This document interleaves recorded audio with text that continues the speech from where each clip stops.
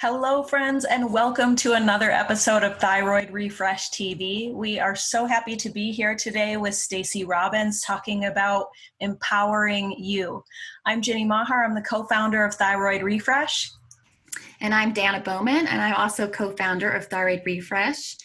And today we are talking with one of my favorite people. I say that often lately on these shows because we have some fabulous guests, but this woman really resonates with me and has been a friend to me throughout my whole journey almost. She is an amazing woman, a mother, friend, coach, singer. Stacey Robbins. She lives by inspiration as an integrated wellness coach, speaker, and author of An Unconventional Life, where messes and magic collide. Just a great, great read. And You're Not Crazy and You're Not Alone, perfect book for Hashimoto's, and Bloom Beautiful, which is a fabulous app. Got to check it out. She creates experiences through her international retreats and workshops, empowering women to live from what she calls their brave soul place.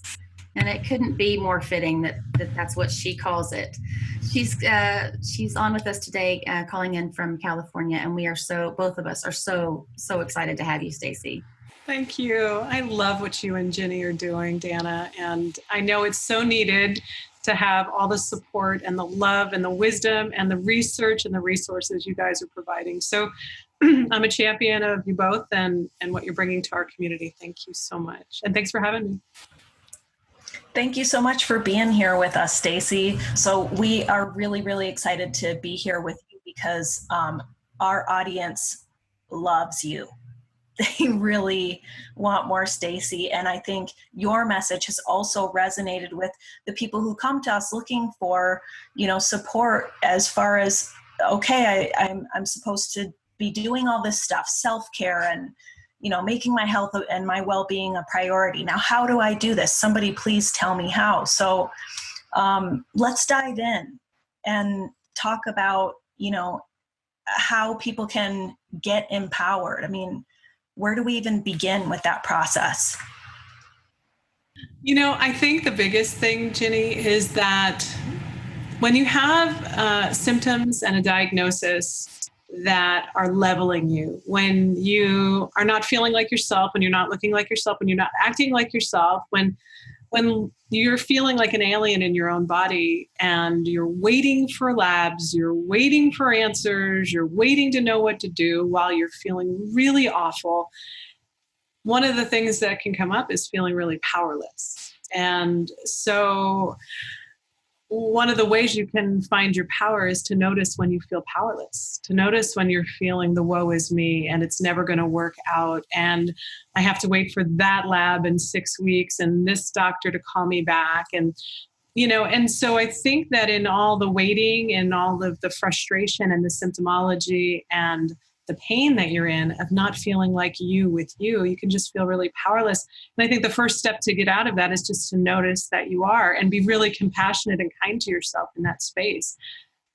Because this is an unusual time. You have never been here in this way before with these dynamics of having kids or no spouse or a busy job or family who doesn't understand. You've never been in this situation in the exact way that you're there. And so yeah, it can feel really normal to feel out of sorts and like you don't have your magic wand anymore to wave at life. And so when you recognize that and go, I'm just feeling really powerless. I'm feeling like it's not good and it's not going to get better. And I'm having a little bit of a pity party. And instead of trying to not feel that way, which so many of us try to do, we just try to rally and be in a different space. I think when we just acknowledge it, and like Byron Katie talks about in her book, Loving What Is, she says, I don't try to make negative thoughts go away anymore. I greet them with understanding and then they let go of me. And I think there's something really beautiful about showing up compassionately to ourselves when we feel powerless. And that's a really important first step. And we as women don't do that enough. And we have some kind of expectations that we set on ourselves. And, one of the things that I have done that I'm very proud of is that I have just taken the tiny moments. In other words, like waiting for your diagnosis, like we always have to have the start date. Like I'm going to start my diet on Monday, or I'm going to, like everything has to be in order for me to, take the next step. I've got to wait till Christmas is over and then I'll, or whatever it is. And I noticed that wasn't working for me. And so, because I'm on this train and this wonderful journey with Ginny, and we are busy, I decided to just start taking little wins and little steps. So, it's really helped. And I've seen progress. I'm getting better because I didn't wait for the starting point. I just took the little minute. Okay, well, yeah, if I walk up and down the stairs 5 times today, but then I don't do it for 2 weeks, and is that pointless? Well, I used to think yes, but now I still do it. The little things I can do here and there. It doesn't have to be, okay, today I'm starting my exercise routine, or today I'm going to start my water routine where I'm having 8 full glasses a day. I'm taking these little bitty steps, and, for a while there, I was feeling very powerless. So, I guess I kind of recognized it, like you said, and owned it. And yes. And we feel, the thing that you're talking about too is perfectionism, which is really endemic in our, and for me, dealing with Hashimoto's, and my main community is the Hashimoto's community within the thyroid world. Excuse me. But, I think that the perfectionism seems to show up as this kind of chronic part with our chronic disease. And giving ourselves permission to see consistency in a different way. It's not always what you do every day. It's like, I remember my husband went through this, and he doesn't have Hashimoto's or anything. He's just like a perfectionist in some ways. And he said, I'm not going to practice the saxophone unless I can practice every day. And I said, you know what, Rock, the interesting thing is that you're missing the fact that you've been practicing every Monday for like 3 or 4 hours in the garage for months on end. And you're missing celebrating the consistency that you're already doing because you're so focused on what you think you should be doing and you're not. Like, shift your vision, because there's actually a lot of consistency already going on for you. So I think that dealing with the perfectionism is something that many of us as women, moms, and people with autoimmune disease, it's part of the stress that we've lived in and lived out in our lives. And that's one of the things that can get healed through being forced to slow down with our condition, is to let go of my kitchen. If I showed you my kitchen, it's not perfect. If I showed you what's behind this big, really cute chair I'm sitting on, my son did not put the couch back together. And I haven't lost my mind, even though I'm an Italian mama, so I would have lost my mind many years ago. But, a lot of that perfectionism got healed through my Hashimoto's journey. So there's so many silver linings to it, isn't there? And I think these are such good points. Like, that's such a roadblock to staying the course, is feeling like we have to be like this thyroid lifestyle rock star every day. That if we go to a party and eat pizza and drink beer, that it's just, forget it. It's ruined, and that's really too bad, because all those other little things that we did do for ourselves, they count and they matter. I'd kind of like to talk a little bit about the things that we do for ourselves being a challenge for us sometimes as human beings, and I think especially as women. And this seems like a really common theme among people with autoimmune and thyroid disease, is this like difficulty in prioritizing themselves and caring for themselves. Yes, that seems to be, well, I mean, I can ask this back to you guys before I even share my story or anything on that. Did you guys deal with that as part of what you've gone through with your health? Has prioritizing you been a challenge? Yes. Yeah. It's been a huge part of this journey. And I just, saying that, I feel like my heart is just kind of like bursting with gratitude right now, because that has been such a huge silver lining for me.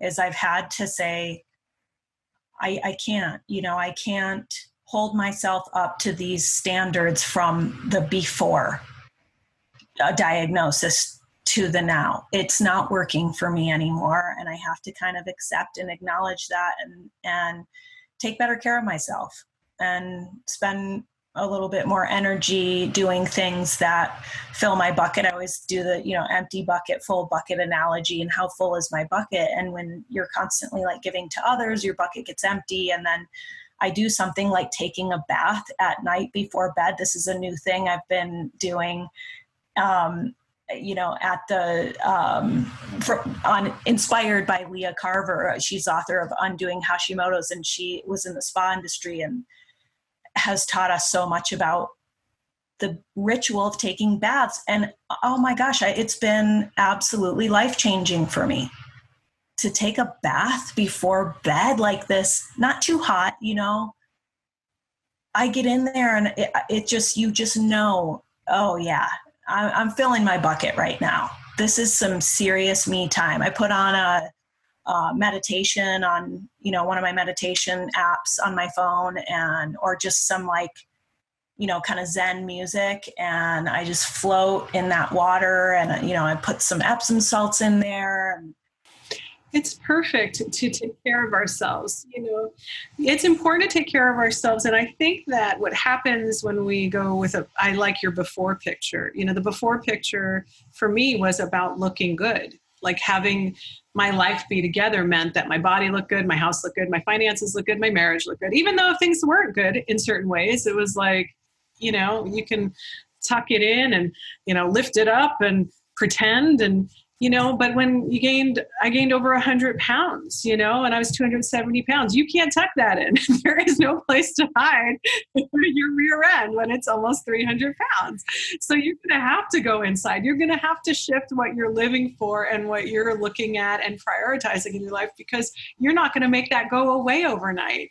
And so you're going to have the more refined, elevated conversation with your life, which you were going to have anyway. And what I figure is that most people are going through, it's sort of like we get to have the wisdom that a 70-year-old, a 70 and 80-year-old get to have when they have different perspectives after so many years on the earth.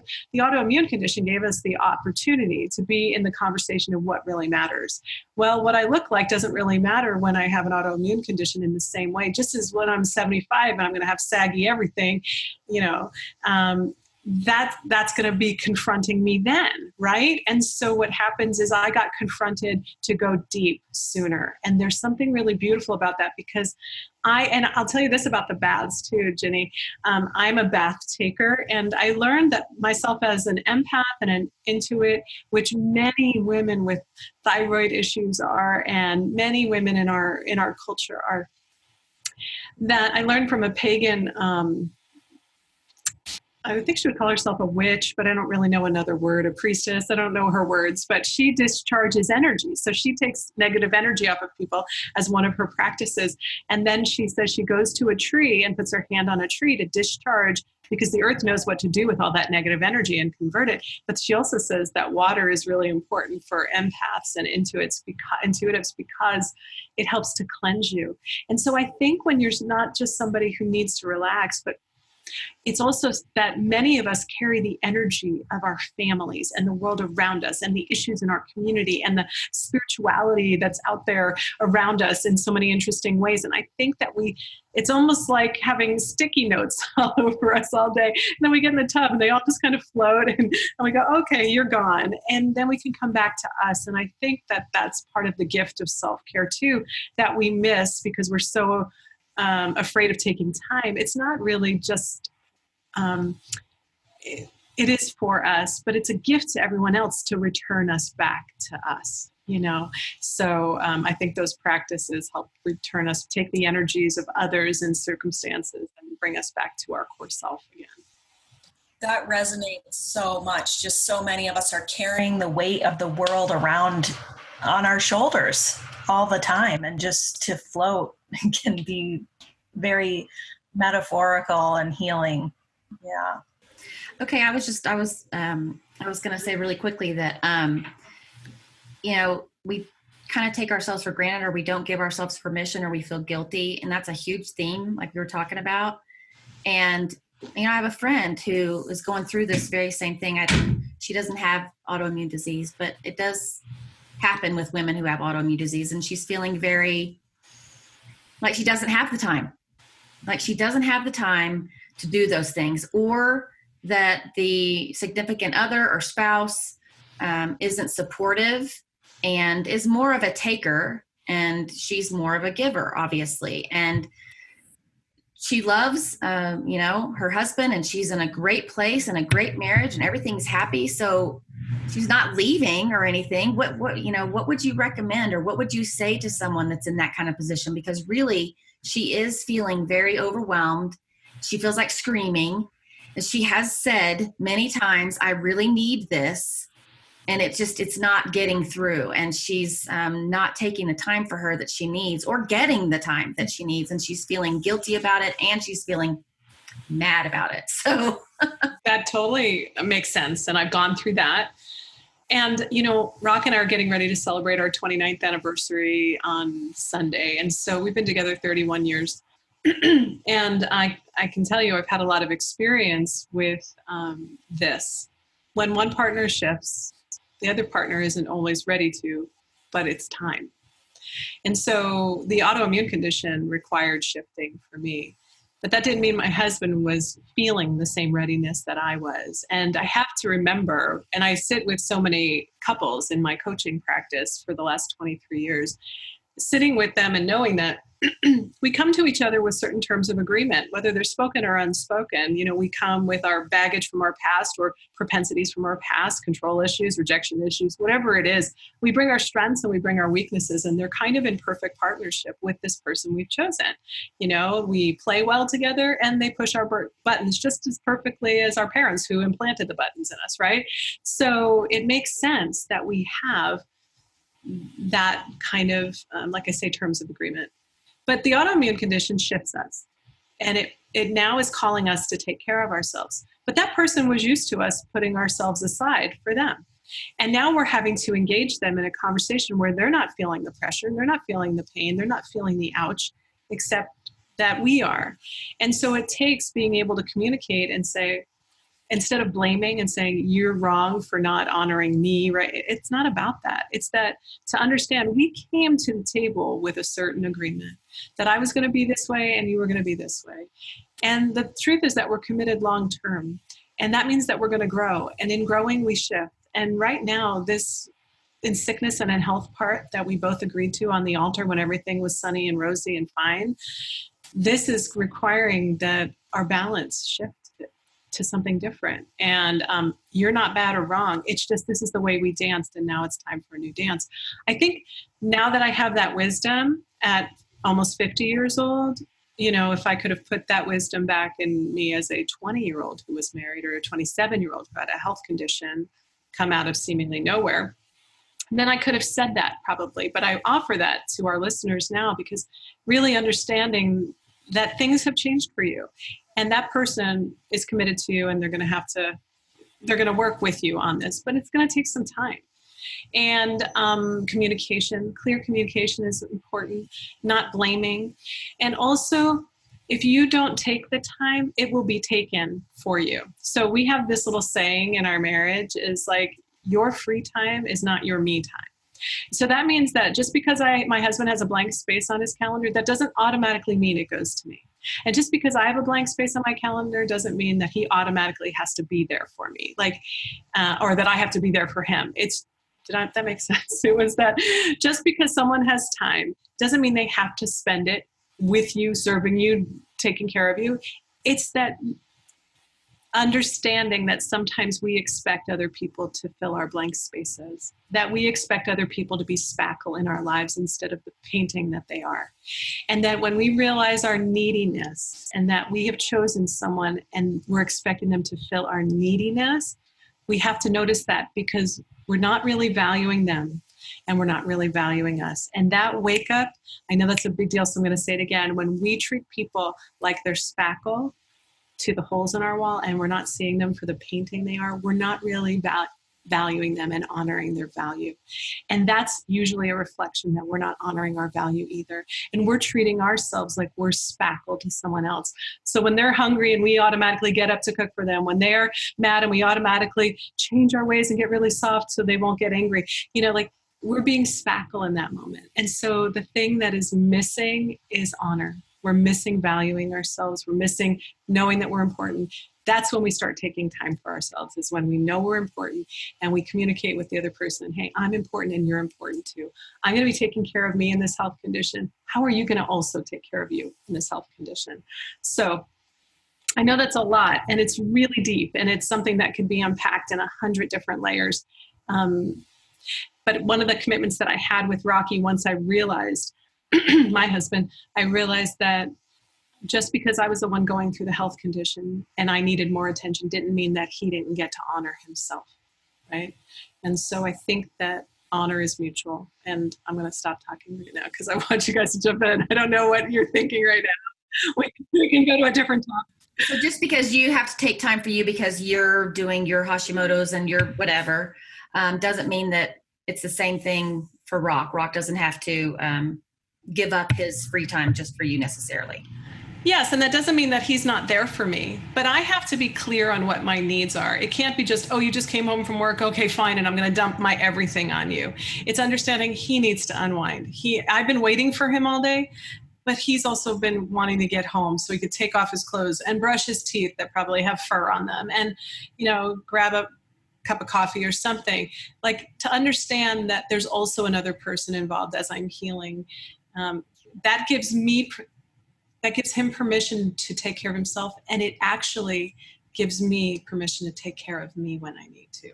Because when you show respect for someone else and their value and their need for time and rest and space, you're actually bringing the energy of respect back to you to go, I don't feel so guilty then when I ask for time or space or my needs being met.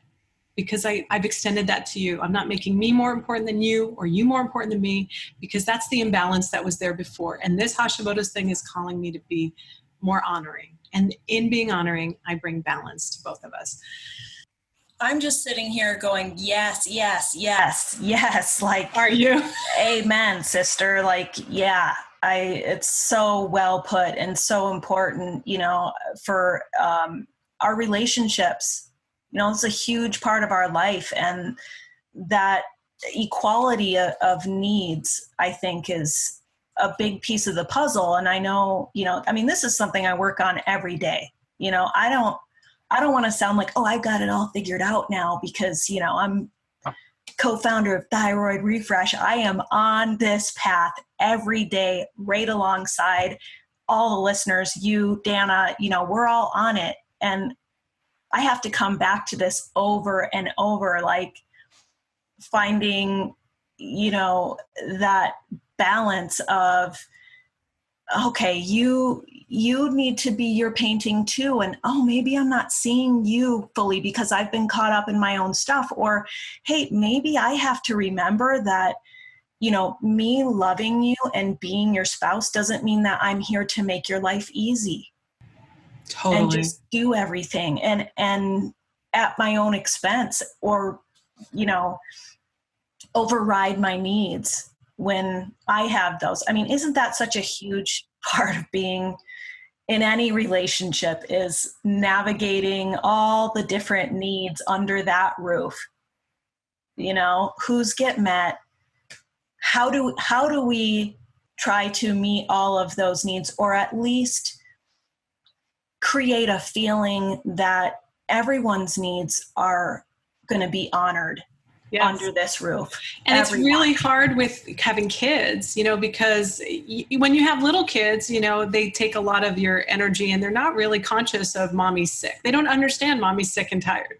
Mommy's just a superhero, and so one of the things that has really been a heart's cry, meditative prayer, whatever words you want to put it, but my heart's desire has been that my children's lives wouldn't revolve around me, while I also didn't feel guilty, and I understood that me being in this specific role was going to serve them in their lives.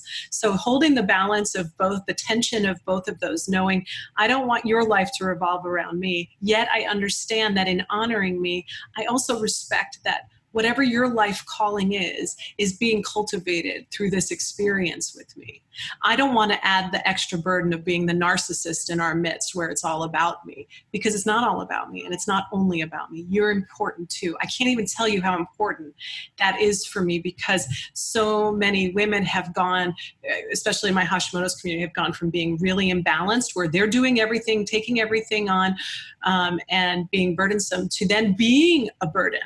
And it's not just because they have the physical needs and the exhaustion. It's because they're now overcompensating. Now they're coming from this place of deficit to this place of great need. And in that, they're bringing the burden. That's why I want to see the women in our community so empowered to know that they're the most powerful person in their life, that they are able to handle a certain amount with themselves and communicate to others and to impart to others and still give, even if they're feeling in a deficit. Like, I would sit on my bed and be like, what can I give to my boys? I've like got zero. And I'm like, you know what? I can give to them. We're sitting together and we're all having book reading time, or they're reading to me because I have such brain fog I couldn't even read 3 sentences. Or I'm giving to them, let me tell you a story. Come here and snuggle. Or when I couldn't even do that, let's watch Planet Earth. Let's watch the lion eat the deer. Oh, good Lord, I'm going to look away, but I'm going to hold you. The thing I can give you right now is what, like, I have a heart to give to you. And even though it might not be running on the beach with you and pushing your bicycle and doing all that physical stuff I really want to do in my heart, that doesn't mean I can't do anything or I can't bring anything or be anything. Like, I am going to tap into my desire to give because it feels so good to give. It makes you feel in touch with who you are. And so I can give at the level I can give. And in that way, my boys have such honor and respect, not only for me when I'm not feeling well now, but for themselves. They know how to give themselves time to say, you know what, I need to rest. I'm going to go to bed early. You know what, Mom, would you cook this meal for me? My 16-year-old said, I could just use a meal from Mom. And it's so precious because we are a team, and we cultivated that in some of the hardest parts of the Hashimoto's process. That's amazing. It really is. It's amazing. And I do know you and your personal life a little bit. So I've seen this. I've seen it, and you've seen mine. And I know how you've cultivated this and how it's working for you now. And it's amazing. It's good job. Pat yourself on the back. Okay. I am proud of me. That is a sentence that I am comfortable saying about myself. I'm proud of me. I've done hard work. I have not done it perfectly, but my husband has a sentence for our family that really healed my life about 10 years ago when I burned the gluten-free monkey bread on Christmas morning. And it was like such a big deal. And it cost like $40,000 because it had 16 different flours. And we were on such a limited budget at that time. And I burned it. It like took hours to rise and then rise again. And then I was so excited and I ruined it. And he came in and everything's smoking Christmas morning. There's nothing to eat. And he just touched my back and he said, oh, baby, it doesn't have to be perfect for it to be love. And we live in that spirit in our home. It doesn't have to be perfect for it to be love. My body doesn't have, and the same thing for me. My body doesn't have to be perfect. My jeans don't have to be a size 10 for it to be love, for me to love myself. And my home doesn't have to look perfect in order for there to be love here. And so if you take that and fill that blank in any place in your life, it's the truth. I don't have to act perfectly or do it perfectly or say it perfectly for me to be love and for there to be love in it. So yeah, that's very healing. And what a powerful example for your sons to be able to see that as well, and I think about a couple of the articles you wrote for us that were so wonderful. 5 things to lose so your thyroid can win. And the other one was, I believe, 5 things to add so you can thrive, or your thyroid can thrive. You can find both of those on Thyroid Refresh, but really great Stacey Robbins wisdom and juicy, funny, heartfelt material there. But one of the things you touched on were, that you need to let go of is the toxic relationships, the ones that, I think there's probably some listeners out there going, that's me. And maybe this is one that isn't fixable, or like, how do you determine, you know, yeah, do I let go? Do I keep fighting? What defines toxic? You know, I mean, nobody's perfect. I mean, we all have our flaws. It's not about finding the perfect person. It's about being in a workable relationship, right? So how do we answer that question for ourselves? So I think that you brought up a great point that perfection is not going to be attainable in any relationship. And so you're not looking for perfect, because imperfection is going to be there. Toxicity is about undermining the relationship, and there not being respect, honor, trust.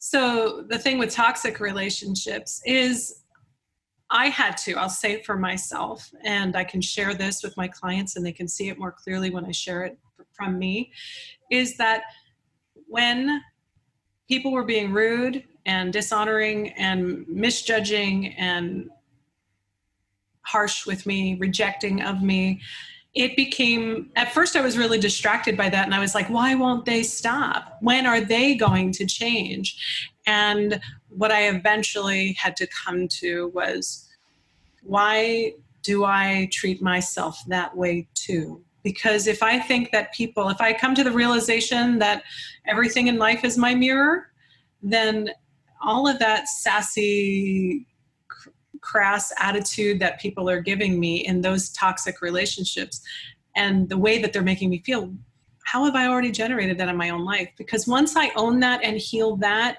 toxicity won't even come into my space in the same way, and it'll leave much faster. So how do I let go of those kinds of toxic relationships? I heal the toxicity in me. That's the short answer, but sometimes a longer process. And that is I have to recognize where I'm a victim and waiting for someone else to change, or someone else to live my dream for me, or someone else to do it, or someone else to be more accepting of me than I am of me. I ask this question a lot because I had an issue with a past of abuse and different things in my life. So one of the sentences in my being is, with my husband, how come you didn't protect me?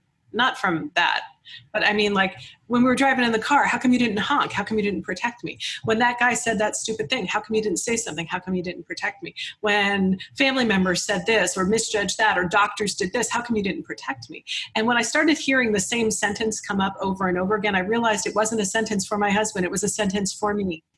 Because it's my life sentence that is needing to be healed. Because I have to ask myself, what am I expecting someone else to provide for me that I'm designed to give to myself?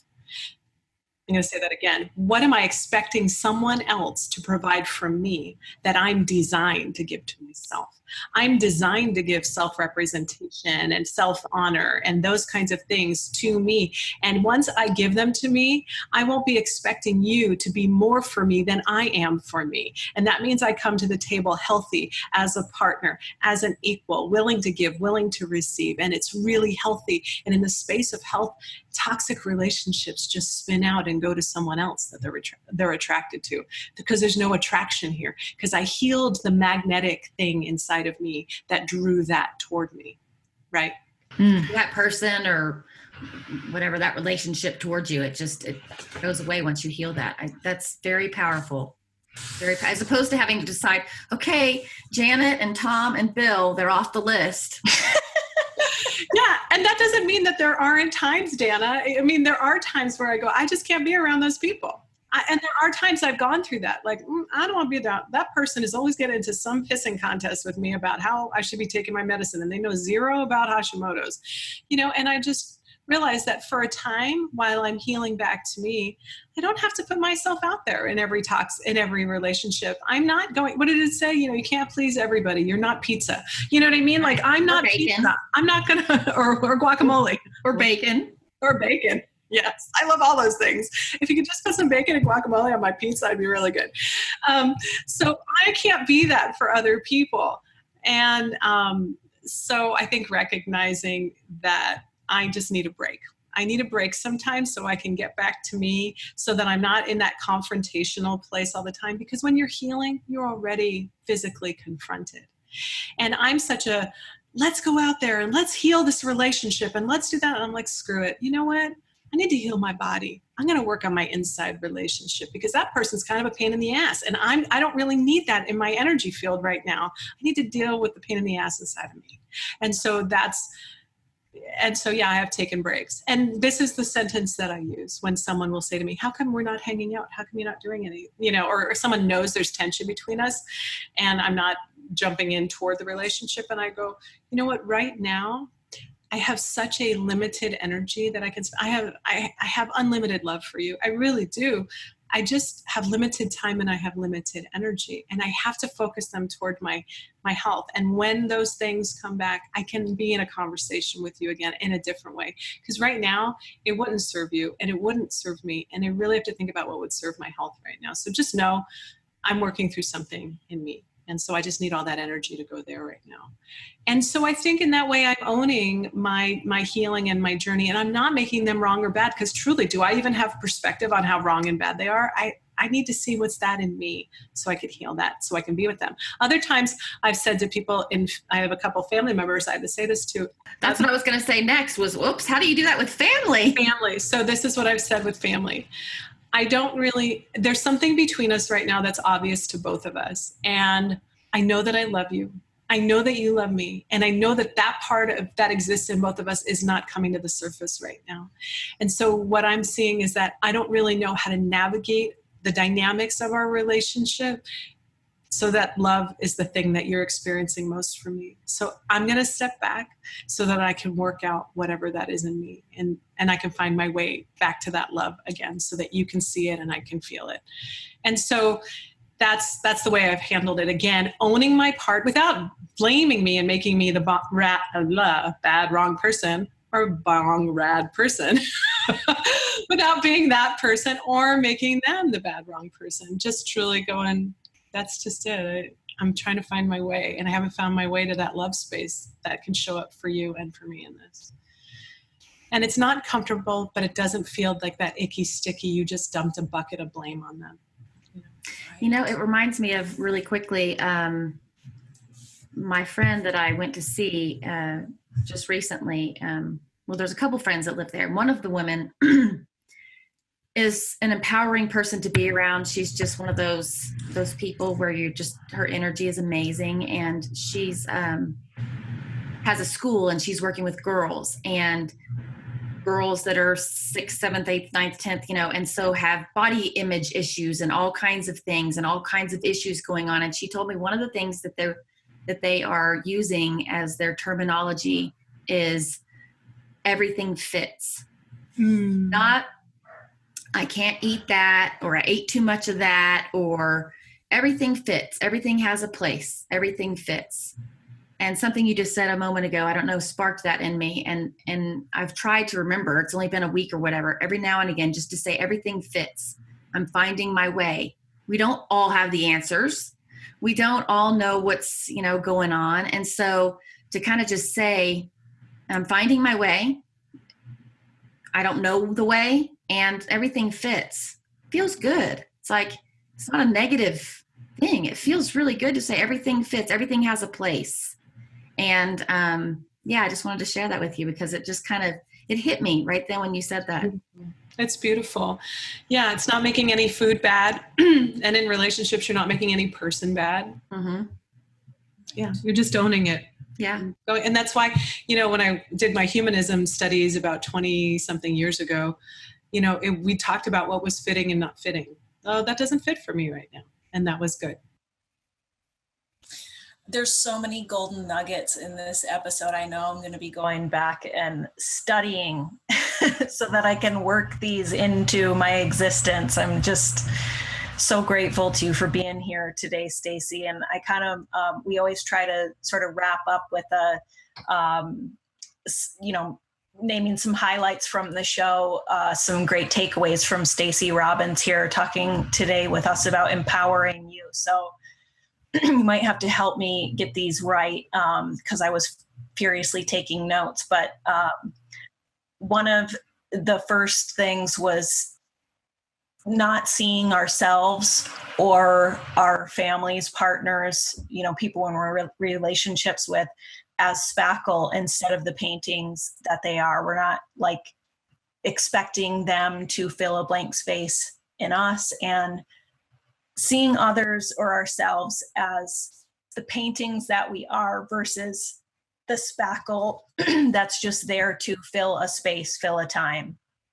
And that goes for ourselves and the way that we view others. Am I getting that right?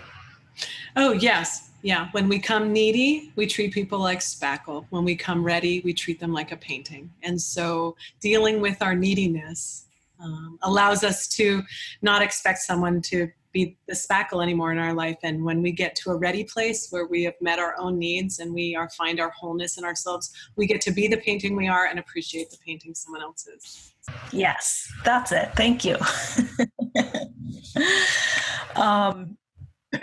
And maybe this is sort of along those same lines, but just because someone has time doesn't mean that someone else necessarily gets that time. We get to honor our own needs and also have a responsibility to help honor the needs of other people under our roofs. And those needs are all important.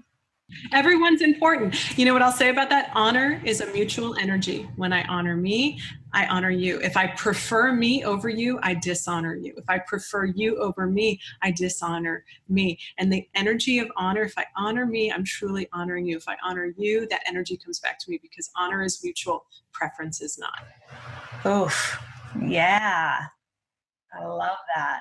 Ooh, yeah. Add that to our nuggets. Okay. And you, this was at the end of the show talking about, expecting someone else to be more accepting of us than we are of ourselves, is never going to work out.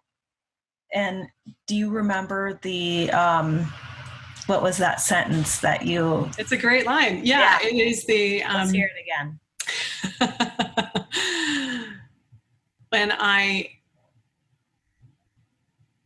It's about me expecting you.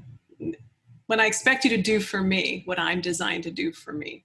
I can't expect you to do for me what I'm designed to do for me. That's where our relationship will hit an impasse, because if I come to you needing you to protect me, love me, serve me, and I'm not willing to do that for myself, I'm expecting you to be more for me than I am for me. So I can't expect you to be what I'm designed to be for me. That's where I've had to grow and let's go, wow, I'm designed to protect me. I'm designed to honor. I'm designed to say yes and no and own my choices and know what I want. Oh, that's so powerful. That's right. That's us she women thyroid survivors, right? Warriors. Woohoo! Yeah. Stacey, thank you so much for sharing your wisdom with us today and with our audience. And we're just so happy to have you as part of the Thyroid Refresh family. Thank you very much for being here and for all that you are and all that you do. Do you want to share with the listeners where they can find you? Yes, I would love to have you. And thank you so much for having me, you guys, and for this conversation. I know we went deep, and we can unpack it next time even more. How's that? So your listeners and our community can find me at www.staceyrobbins.com, staceyrobbins.com. And then I also have the Girlfriend's Guide to Hashimoto's.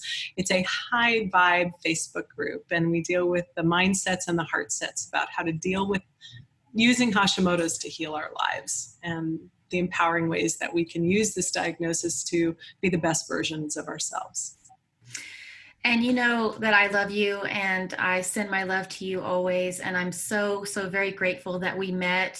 And I thank you for being in my life and being on the show and part of Thyroid Refresh. It really, really means a lot to me. Thanks, Stacey. I love you, Danna. And Ginny, you're welcome into this circle of love now. You're just stuck with me. God. Okay, guys. See you next time.